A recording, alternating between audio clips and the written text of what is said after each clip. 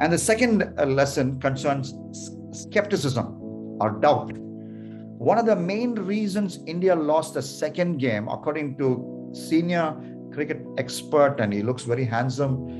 You won't know that he's in the 70s, early 70s. That is, I'm talking about Sunil Gavaskar, speaks so eloquently, speaks without making mistakes, though he's live on air. And he was saying that by demoting Rohit Sharma to number 3 in India's crucial game against New Zealand, and later on this loss against New Zealand hurt India hard.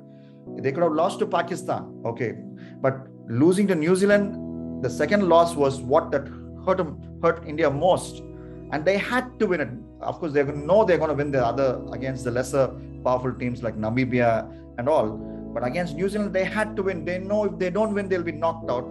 So they couldn't afford a goof up there. But in that main match, India demoted Rohit Sharma because of his first ball duck, the previous match. And that was strange.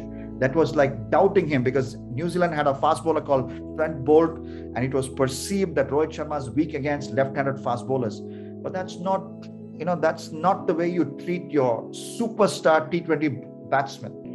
Rohit did make a contribution, but that the team management doubting Rohit, that led to India's downfall. But I want to tell you that we have a God who does not doubt us. On the other hand, our God who places his trust in us, and it was put in lyrics by famous missionary leader Emil Jebasingh. Ennai nambi tanda porupadanai அவர் வரும் வரை காத்துக்கொள்வேன். என்னை நம்பி தந்த பொறுப்பு அதனை. The responsibility that God gave me, trusting me, I will be faithful to that responsibility till he returns. என்னை நம்பி தந்த பொறுப்பு அதனை அவர் வரும் வரை காத்துக்கொள்வேன், said mission leader Emil Jebasingh. And that leads me to how Jesus treated the people in his team. Though they were people who gave him a major embarrassment, Jesus trusted them, and he trusted them supremely by the way the illustration for that supremely is the way he treated Peter, who had a foot in the mouth disease, who would say the most inappropriate things on many occasions, who was the most unstable when it came to standing on the stage and speaking, or speaking even in an informal setting with people around, Peter.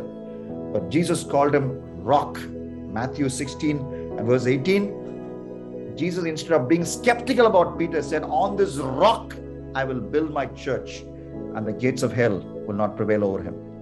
But even after Jesus called him rock, Peter was at times appeared confused. So much so that later on in Galatians chapter 2, Paul had to correct him because he was refusing to eat with the Gentiles. So he didn't have a perfect Christian life. There were failures. But I believe Peter often visited the thought of the way Jesus called him. And Jesus called him the rock. And of course, our generation, calls Dwayne Johnson the rock. But the rock that we all should be thinking about is Peter, found in the pages of the Bible, the most unstable man. But Jesus looked at him and called him rock, stable. And at the end of his life, we know from church history, he was crucified upside down. And he refused to deny Jesus, even at that time of extreme persecution. Why? I believe he thought, my master has trusted me and given me this responsibility, and I'm going to not let him down. Yes, there are times when I've let him down, but this time I'm not going to let him down. Okay, the skeptic reason for India's defeat